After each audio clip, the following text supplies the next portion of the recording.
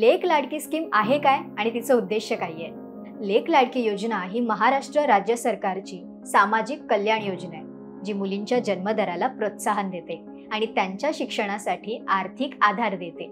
ही scheme महिला व बालविकास विभाग म्हणजेच WCD, महाराष्ट्र शासन आणि ICDS म्हणजेच इंटिग्रेटेड चाइल्ड डेव्हलपमेंट सर्व्हिसेस या अंतर्गत राबवली जाते।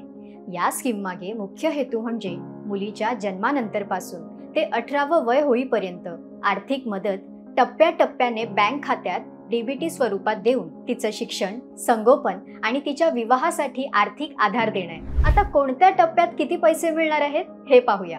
मुलीचा जन्म झाल्यावर 5,000, इयत्ता पहिली 6,000, इयत्ता 6वी 7,000, इयत्ता 11वी 8,000, वय वर्षे 18 पूर्ण झाल्यानंतर 75,000 असे एकूण 1,01,000 रुपये।